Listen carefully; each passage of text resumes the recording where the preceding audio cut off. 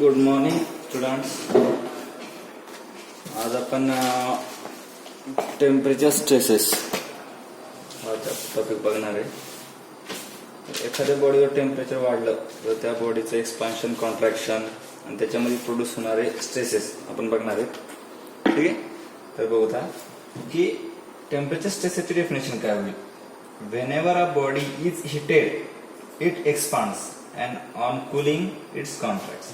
म्हणजे काय की ज्यावेळेस एखादं बॉडीवर तुम्ही काय केलं, हीट अप्लाय केली, टेम्परेचर इन्क्रीज केलं, ठीक आहे, तर त्याचं काय होतं, एक्सपान्शन होतं.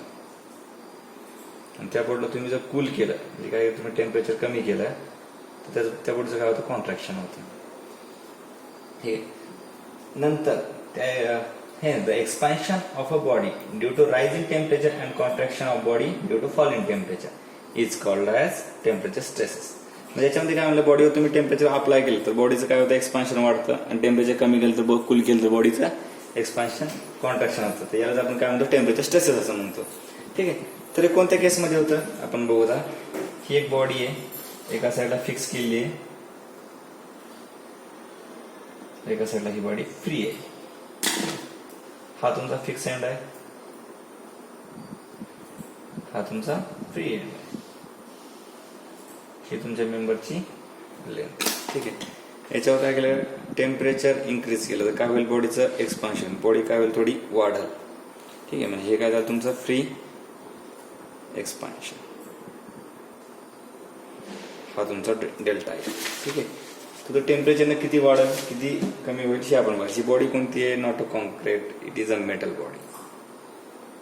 ओके, तर याच्यामध्ये आपण बघूया की काय काय असतं नेमकं.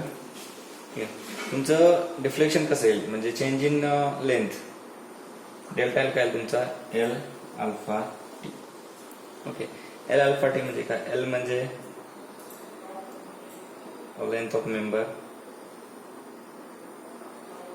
टी म्हणजे rise or fall in temperature, temperature वाढलं किंवा कमी झालं तर. आणि अल्फा म्हणजे काय तुमचा, कोएफिशियंट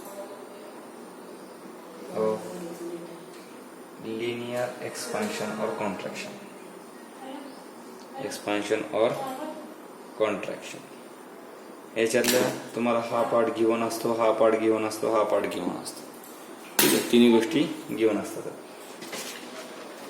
तर यानं तुम्हाला काय येतं, चेंज इन लेंथ और डिफॉर्मेशन निघतं. आता मला जर करायचं temperature strain, temperature strain calculate करायचं मला. म्हणजे काय लो स्ट्रेनचे युनिट काय, ओके, ई काय सांगतं, E is equal to delta L by L, म्हणजे change in length divide by original. Change in लेंथचं सूत्र काय आहे, इथं बघू शकता आपण, L alpha T divide by L, L get cancel, alpha T. Okay, आता तुम्हाला करायचं टेम्परेचर स्ट्रेस,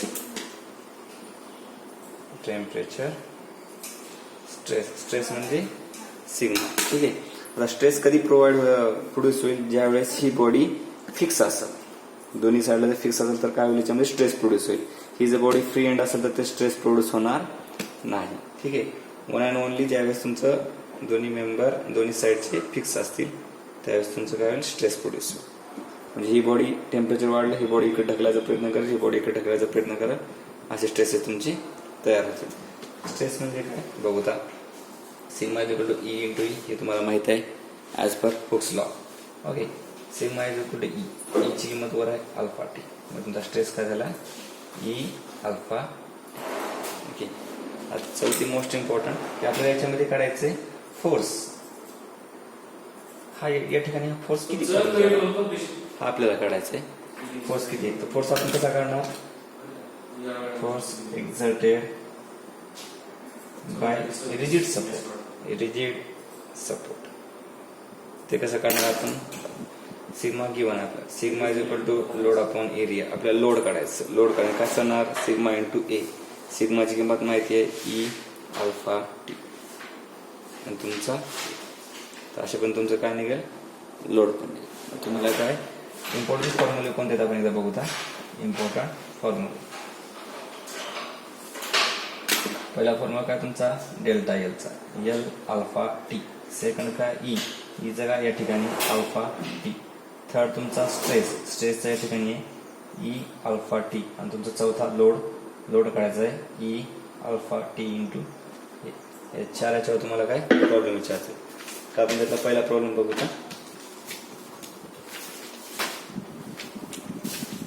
हा प्रॉब्लेम ठीक आहे. बघा याच्यामध्ये गिवन काय काय दिले. A rod is 2 metre long. Given लगेच लिहून टाकू इथं. लेंथ किती 2 मीटर. लगेच mm मध्ये करून घ्यायचं 2000 at 10 degree Celsius. Find the expansion of a rod. Expansion मध्ये तुम्हाला काय काढायचं आहे? डेल्टा एल काढायचा. Okay. When the temperature is rise to 80 degree Celsius. If the expansion is prevented. Find the stress. म्हणजे काय? एक्सपान्शनला काय करायचं? आपल्याला अडवायचंय. म्हणजे कसं केलं आपण? ही बॉडी दोन्ही साईडनं फिक्स केली. त्याच्यामध्ये काय तुम्हाला स्ट्रेस तयार होईल. मग तुम्हाला स्ट्रेस पण काढायचा आहे. ओके. ई तुम्हाला माहिती आहे गिवन दिलाय आणि अल्फा तुम्हाला गिवन दिलाय. बघूत आपण हा प्रॉब्लेम सॉल्व्ह करता. हा टी किती आहे टेम्परेचर तुमचं? Changing rise or fall 80 degree Celsius आणि 10 डिग्री सेल्सिअस दोघांचा फरक घ्यायचा. 80 - 10 इज इक्वल टू किती टेम्परेचर तुमचं चेंज झालं? 70 डिग्री सेल्सिअस. ओके. ही तुम्हाला माहिती आहे 1 × 10⁵ न्यूटन पर mm². आणि alpha is given 0.0000012 per degree Celsius. Okay. तो सिम्पली कॅल्क्युलेट. फर्स्ट कॅल्क्युलेट करू द्या. हा तर या ठिकाणी एक्सपान्शन होईल का तुमचं? ही जर बॉडी तुमची फिक्स असेल तर एक्सपान्शन होईल का? नाही होणार. तुम्हाला काय निघालं? Direct stress. Stress is calculated given formula E alpha T. E is given 1 × 10⁵. Alpha is also given 0.0000012 into T is given. Okay. So calculate 1 × 10⁵ into 0.0000012 into 72. How much? 84. Stress unit Newton per mm².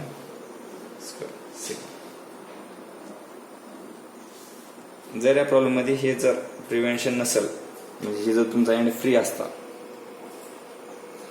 त्या ठिकाणी तुम्ही delta L आणि E काढू शकला असता. तुम्हाला काय म्हणलं? एक्सपान्शन होऊ द्यायचं. ठीक आहे. अशाच पद्धतीने एक दुसरा आपण प्रॉब्लेम बघूया. इंटरेस्टिंग आहे. ओके. सेकंड प्रॉब्लेम काय म्हणते बघू. वाचत हळू. A square rod is dimension square means two side is same. 10 mm into 10 mm is cross section. Okay. That is area given 10 × 10 is equal to 100 mm².